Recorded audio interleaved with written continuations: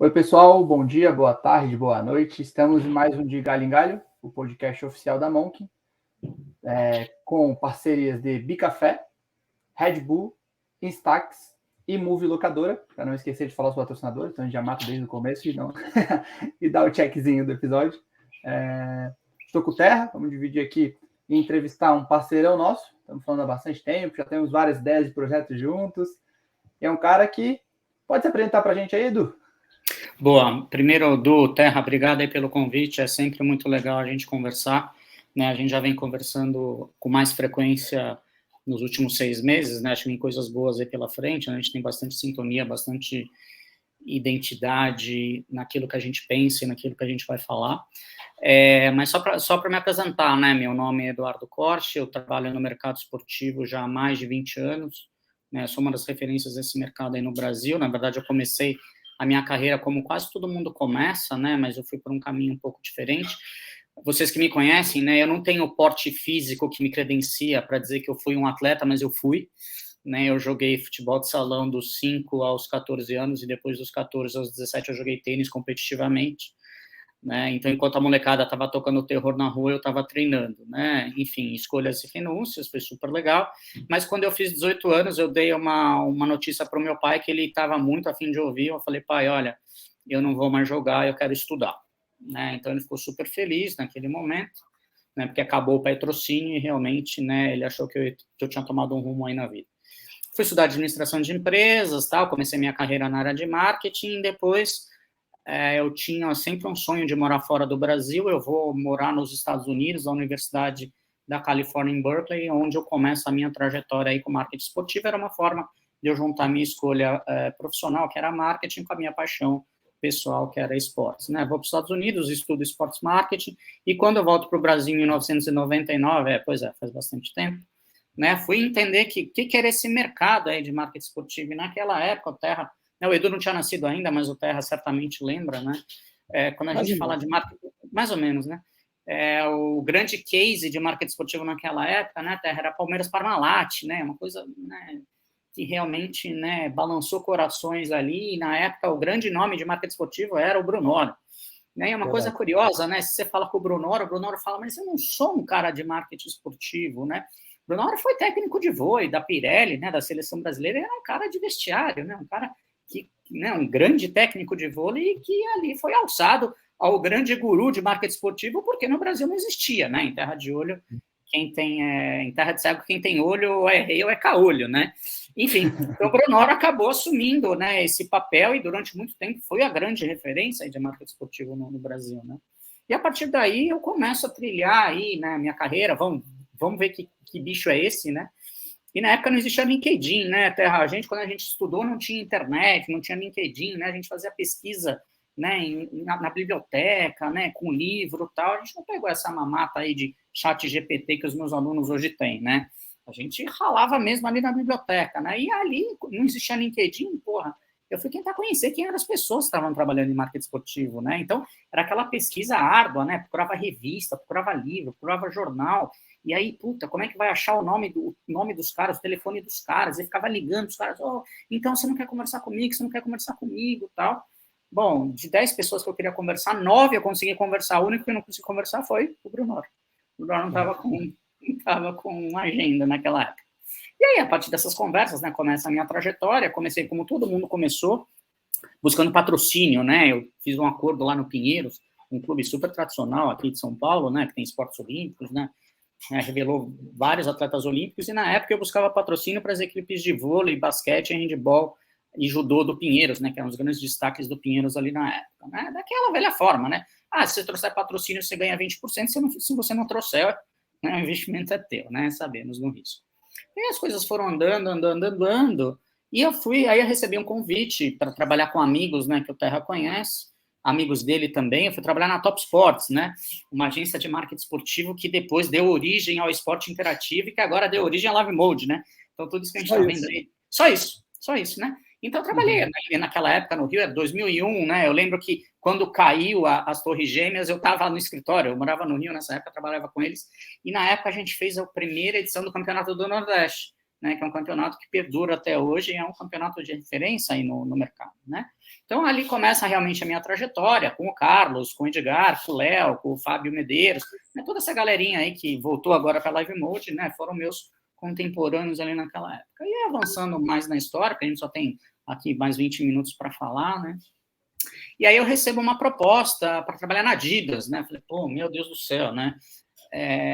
Não preciso nem pensar, né? Para ser o cara de marketing esportivo da Adidas, né? Então, eu nem discuti salário, eu estava até disposto a pagar para trabalhar na Adidas naquela época, né? Porque, pô, era um puta sonho, né? Para quem... Nem nos meus sonhos mais malucos, né? Na Califórnia, em Berkeley, eu imaginava que eu ia trabalhar na Adidas, né? De repente, vou trabalhar na Adidas, eu lembro que na minha primeira semana eu tive que fechar um contrato de patrocínio com o Alex Cabeção, né? Que jogou no Palmeiras, jogou no Parma, no Flamengo, no Cruzeiro, tá? Pô, você imagina, né? A primeira semana eu fui lá fechar um contrato ali com o Alex, estava começando a conviver com o Alex, e ali também, né? O Terra vai gostar disso, né? Cuidava do contrato de patrocínio do Fluminense. Né, não sei se as pessoas sabem, né, o Terra é super apaixonado, super tricolor, tá super feliz aí com a fase aí do Flu. Então, durante um bom tempo, né, eu fiz esse relacionamento da Adidas com o Fluminense, né, toda a parte, né, de fornecimento de material, ativação de marca, lançamento de produto, aprovação de produto, não só para o futebol, mas também para os esportes olímpicos, né. E aí começam a vir outros projetos, né, assinei Palmeiras, não sei se vocês lembram da primeira camisa verde-limão do Palmeiras, né, aquela camisa marca-texto, né, foi uma camisa que eu lancei ali logo no primeiro contrato, fiz uma série de ativações, fui para a Copa do Mundo de 2006, né, então fiz bastante coisa aí como gestor de marca esportivo na Adidas, né, e aí andando um pouco mais no tempo, saio da Adidas, vou fazer outras coisas, e aí, né, o Brasil, por uma aberração que nunca mais vai acontecer, o Brasil é escolhido para ser país sede, né, de Copa do Mundo e Olimpíadas no intervalo de 2 anos, né, algo que nunca mais vai acontecer. Mas aconteceu aqui, né? E como aconteceu aqui, né, o Brasil era o lugar, né? O Terra na época estava de novo. Você já tinha nascido, Edu, nessa época? Já tinha, mas estava na escola. Mas estava na escola. Estava nascendo pelo no braço ainda, né? Mas ele está dando aula. Estava na escola, mas ele está dando aula. Tinha aquele bigodinho ralinho, né? Estava começando a nascer o bigodinho lá em Floripa, né? Então, nessa época, o Terra sabe, acho que o Terra ainda estava no mercado de publicidade, no mercado corporativo aí, ele pode dizer depois aí para a gente, mas naquela época, né, o Brasil era a terra do marketing esportivo, né, todo mundo queria vir para o Brasil, todos os gringos queriam vir para o Brasil, né, e ganhar dinheiro com Copa do Mundo e Olimpíada, né, então a língua oficial do mundo esportivo era português, né, os gringos iam para cá, tentavam falar português, todos eles queriam morar no Rio, ninguém queria morar em São Paulo, né, bom, malandro é o gato, né, óbvio, eles queriam morar no Rio. Enfim, né, eu só não entendo ainda porque que o Terra saiu do Rio e veio morar em São Paulo. Mas, enfim, são escolhas aí que a gente faz na vida. Tá muito carioca lá, ele veio, né, dar uma melhorada no nível aqui em São Paulo. Do nosso nível, né, porque ele é top. Bom, e aí eu recebo um convite, né, para abrir uma estrutura de esporte e entretenimento para um grupo francês de comunicação, Grupo Havas, o Terra conhece, né, na época era o 6º maior grupo de comunicação no mundo, né, dono de várias agências aí no mundo, pertencia, né, ao grupo Vivendi na época, e eu ganho, né, uma chave, um laptop para montar essa operação aqui no Brasil. Então, né, e aí começa a concorrer, né, com o grupo WPP, com o Ronaldo, né, com a Octagon, que tinha voltado para o Brasil antes mesmo do Ronaldo, né, com a Dentsu, enfim, estava todo mundo aqui disputando o mesmo pote de dinheiro. Né, então, sei lá, quando ia uma concorrência lá do Extra, né, para a conta de Copa do Mundo, né, eu saía da sala e entrava o Ronaldo. Né? Então, né, eles tinham uma vantagem competitiva que eu não tinha. Né? O Abílio, que depois veio a ser meu chefe, né, na BRF, quando eu trabalhava na BRF, né, o Abílio ficava pensando, bom, eu vou atrás do Danico ou do Gorducho? Né? Acho que o Gorducho tem uma vantagem competitiva muito maior do que a minha. Você foi atleta, né? Também, porra. Pois é, e que a minha barriga era menor que a do Ronaldo. Né? Mas, enfim, era uma vantagem competitiva que a Nine tinha e que eu não tinha, mas, enfim, uma experiência super legal. Mas aí toco o telefone e Adidas de novo, né? Eu tenho uma ligação muito forte, né, com a Adidas, né? Eu não tenho 3 listas tatuadas no braço, mas, né, eu tenho uma ligação muito forte lá com eles, porque a Adidas, toda vez que cedia alguma Copa do Mundo, né, a Adidas é um dos patrocinadores mais antigos, né, da FIFA, né, desde 1970, todas as bolas de Copa do Mundo foram Adidas, né, nunca nenhuma outra marca esportiva patrocinou a FIFA, né, a Adidas cria uma unidade de negócio especial só para a Copa do Mundo, né, então eu sou chamado para voltar para a Adidas para esse projeto especial de Copa do Mundo, né? Então a gente fica sentado numa sala separada, com budget separado, respondendo para a Alemanha, e tudo aquilo que vocês viram, né, da Adidas na Copa das Confederações, na Copa do Mundo, foi aquele time de 5 pessoas que fez, né? Então, nome da bola, Brazuca, o que ia fazer com os ingressos, o que ia fazer com o Zidane aqui no Brasil, como é que ia trazer o Beckham, qual a campanha, né, de ponto de venda, qual que era o filme que foi feito pelo Fernando Meirelles, né, o cineasta brasileiro lá que fez o Cidade de Deus, né, enfim, o Jardim do Fiel, enfim, então foram, assim, 2 anos, na época, os amigos que a gente tem em comum, né, Marcelão, Marcos Paulo Reis, se eles lembram de mim naquela época, ainda tinha cabelo, né, o cabelo caía no olho, né, Copa do Mundo me deixou careca. Né, todo mundo deixou careca, né, enfim. Mas posso dizer, sem sombra de dúvidas, que foi o projeto mais legal que eu fiz na minha vida, né, assim, indiscutivelmente, né, você trabalha... E, de novo, né, nem nos meus sonhos mais malucos lá na Califórnia, né, nem com tudo aquilo que eu tomei, o que eu não tomei lá na Califórnia, eu imaginava, né, que o Brasil ia ser sede de Copa do Mundo, né, quem imaginava em 1998 que em 2014 o Brasil ia ser sede de Copa do Mundo, né, completamente impossível. Enfim. E aí, quando acaba a Copa do Mundo, eu recebo um convite para trabalhar na BRF, né, Sadia, Perdigão e Quali, né, o Abílio era o presidente do conselho da BRF naquela época, bom, e vocês sabem, né, a tara não é nem paixão, eu sou apaixonado por esporte, né, o Abílio tem tara por esporte, né, é um nível um pouco mais acima, né, então, na época a BRF tinha, perdão, onde eu trabalhei junto com o Marcos Caetano, né, um grande amigo, grande tricolor também, né Rodrigão, grande amigo aí do Terra. E lá na BRF eu cuidava dos investimentos esportivos, que não eram poucos, né? O principal patrocinador da Copa do Brasil, na Copa do Brasil chamava Copa Sadia do Brasil, patrocínio da Seleção Brasileira, patrocínio dos Jogos Olímpicos, um time de futebol, Luverdense lá, era um time patrocinado pela BRF, porque a BRF tem uma fábrica lá em Lucas do Rio Verde, então fazia sentido, né? Patrocinar ali o Luverdense, vários atletas olímpicos, enfim. Eu tinha o maior budget da BRF, que não era baixo, né? Enfim, então fazia sentido ter um cara especialista para tocar a BRF, mas depois também toco o telefone, né? Às vezes eu tenho que deixar o telefone um pouco desligado, porque toco o telefone e eu recebo um convite da Bridgestone, né? Uma empresa japonesa de pneus que de repente resolve ser, além de ser patrocinadora da Libertadores, principal patrocinadora da Libertadores, né? Lembra na época chamava Copa Libertadores, Copa Bridgestone Libertadores? Bridgestone. Exato. E a Bridgestone assina um contrato com o Comitê Olímpico Internacional, vira patrocinador global dos Jogos Olímpicos, né?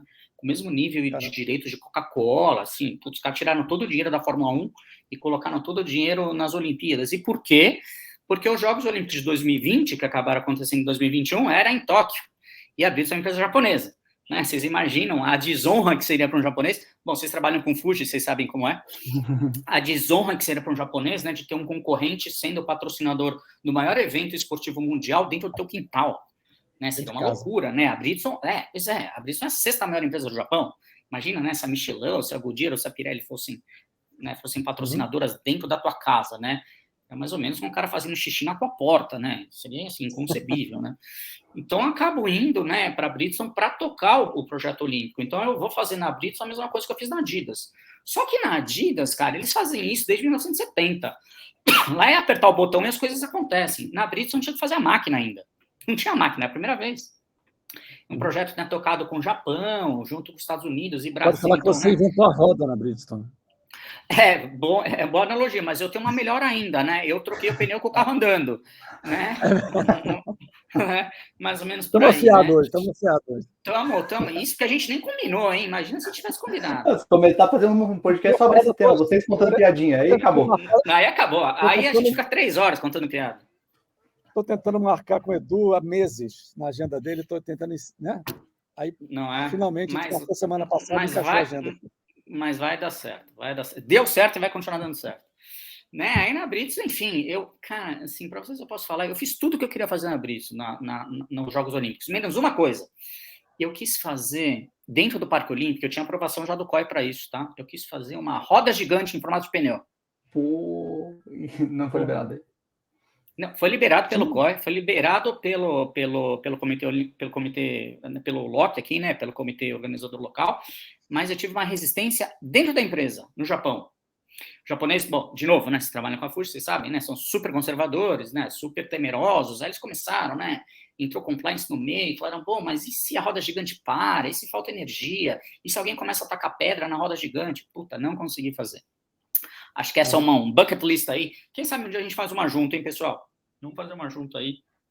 Roda gigante que não falta aqui no Brasil agora. Não é? A gente faz uma maior do que a da Rico, né? Da Roda Rico. A gente faz uma roda pobre, né? Aí tem a população maior. Aí tem uma população maior, né? Beleza. Mas que história boa tem nas Olimpíadas, além, tipo, você falou que não conseguiu fazer roda gigante. O que você fez de legal aí junto com a Britson? Cara, assim, tem um grande desafio, não sei se as pessoas sabem, as pessoas não sabem, né? Tinha um grande desafio. Essa história é boa, né? A gente tinha a oportunidade de comprar mídia exterior, né? Out of home, lá no Rio de Janeiro, né? Em São Paulo você não podia fazer por causa da cidade limpa, mas no Rio estava liberado, né?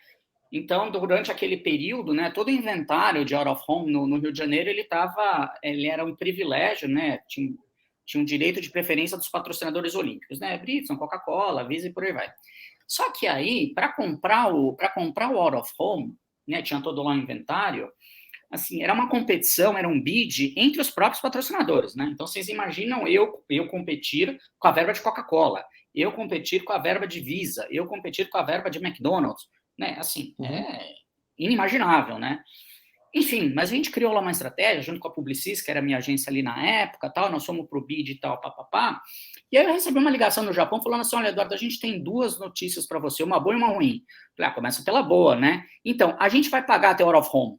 Pô, legal, gostei. E qual que é ruim? Você vai ter que comprar aquilo que a gente quiser. Né?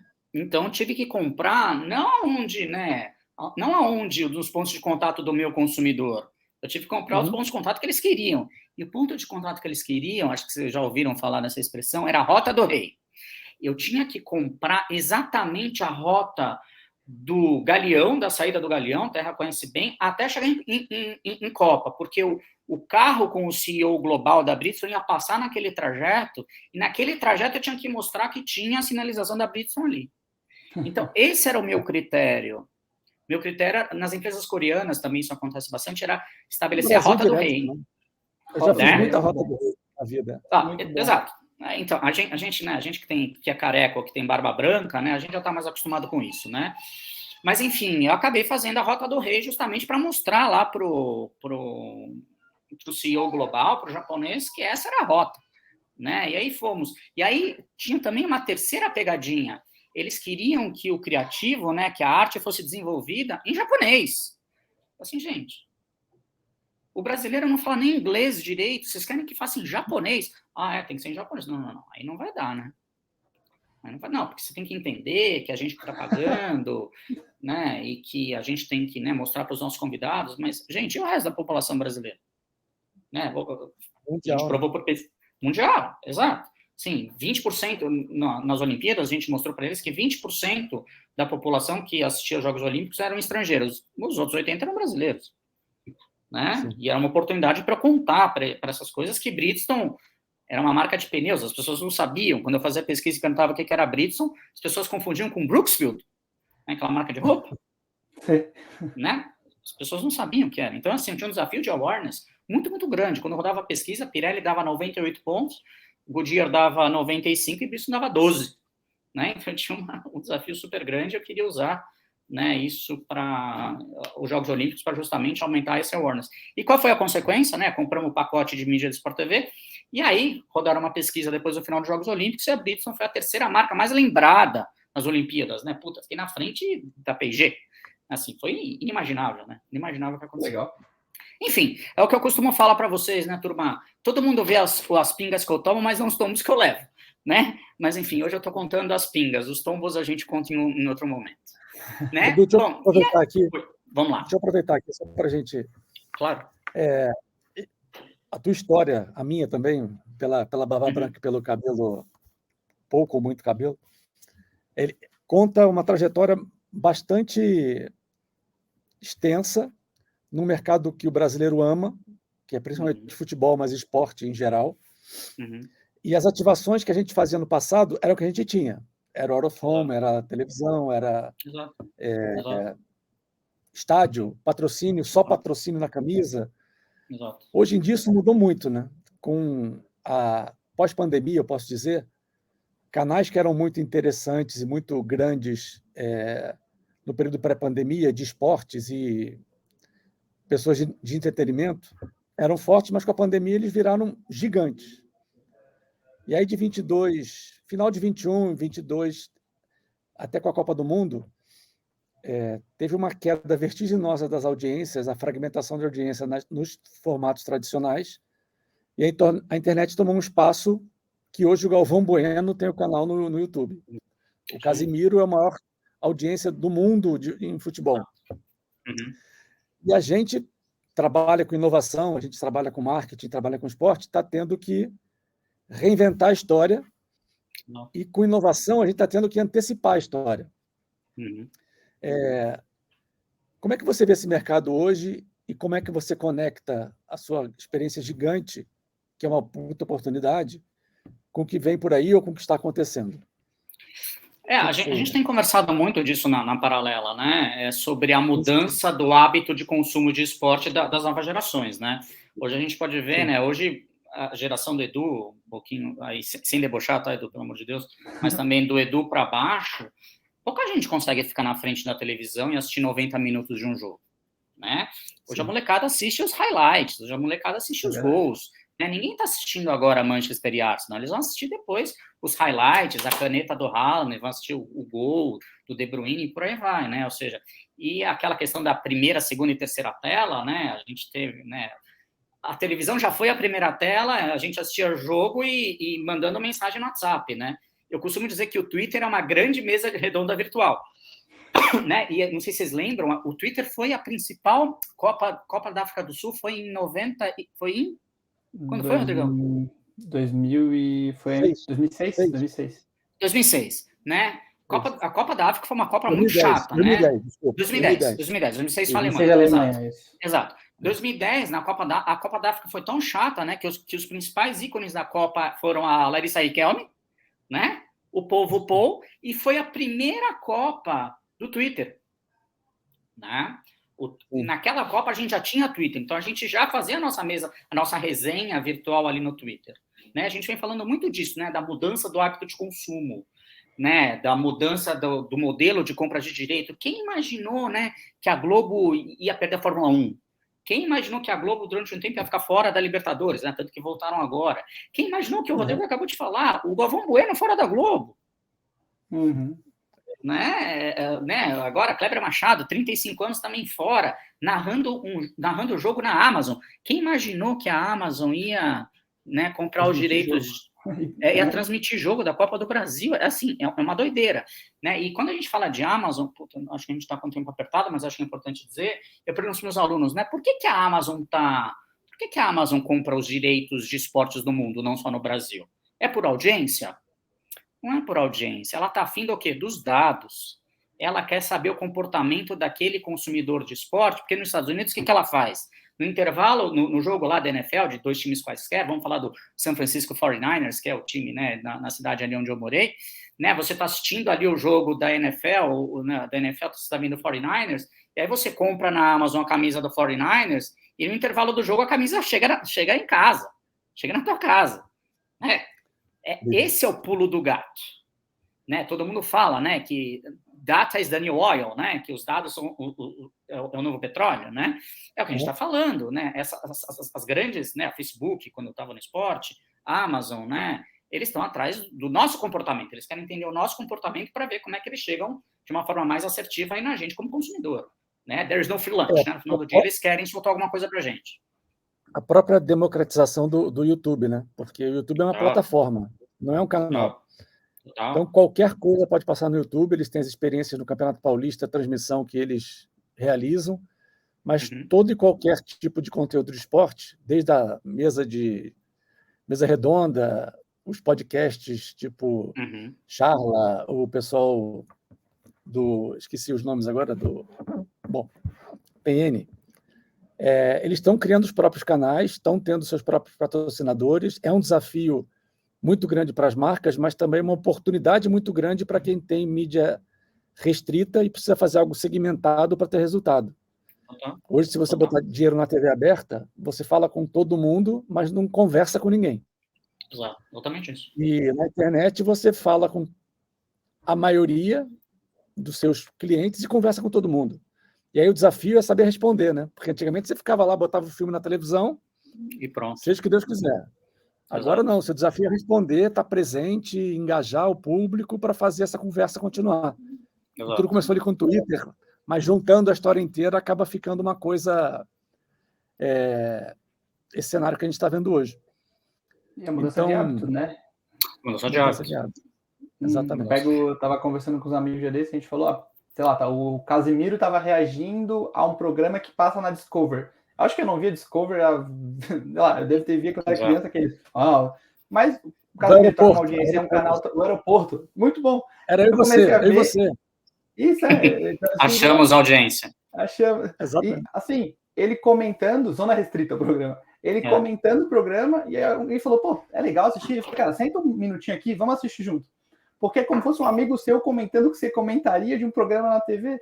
Imagine se há um tempo atrás explicar, vai ter alguém assistindo um vídeo e falando. Então, é uma coisa que mudou o hábito, virou comum, é legal, é uma mudança. Então, assim, até assistir televisão, a televisão não vai morrer, mas até assistir mudou, o jeito que mudou, e tá sendo muito rápido, né? Acho que o grande negócio é que tá sendo muito rápido. A gente não sabe o que vai ter ano que vem, a gente não sabe. É o que o Terra falou, né? A pandemia serviu para acelerar esse processo, né? O processo, né, do trabalho híbrido, o processo das novas formas, né, de consumir mídia, de comprar comida, de se comportar, né? A pandemia, sei lá, em 2 anos, trouxe 10 anos para frente de uma forma muito rápida.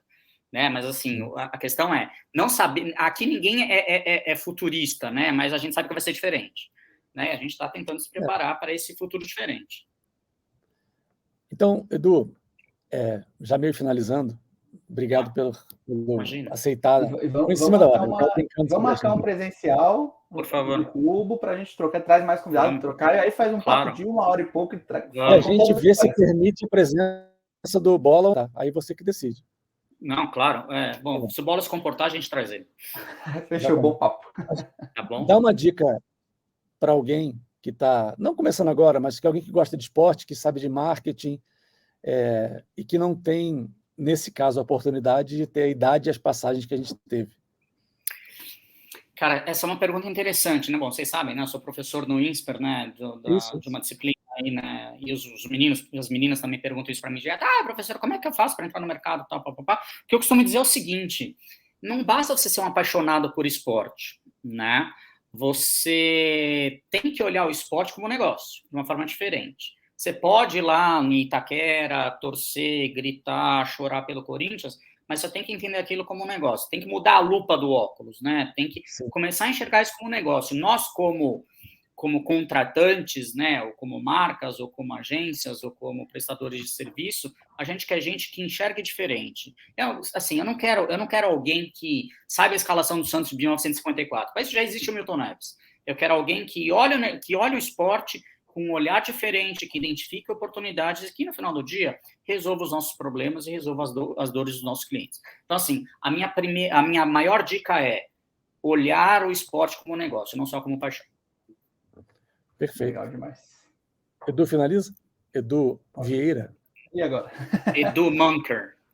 Boa. Cara, obrigado por aceitar o convite. E sempre prazer falar contigo. É sempre muito legal falar de futebol, a gente marca as reuniões de esportes, de futebol em geral, a gente marca as reuniões do dia a dia, quando vem a gente está falando do que aconteceu no jogo do Fluminense, se o Diniz está fazendo um bom trabalho ou não. Então, é muito legal. Então, cara, é muito legal sempre falar com você, acho que é um assunto bom. Com certeza teremos outros. Então, eu te agradeço, em nome da Monk, em nome de todo o time. Agradecer os patrocinadores da Monk mais uma vez, e agradecer o Terra aí pela condução junto comigo. E estamos aí. Aquele abraço. Boa, pessoal. Obrigado aí. Um abração e a gente vai se falando. Um abraço. Tchau, tchau. Valeu, pessoal. Peraí. Vai a banana aí. Opa, sempre. Valeu.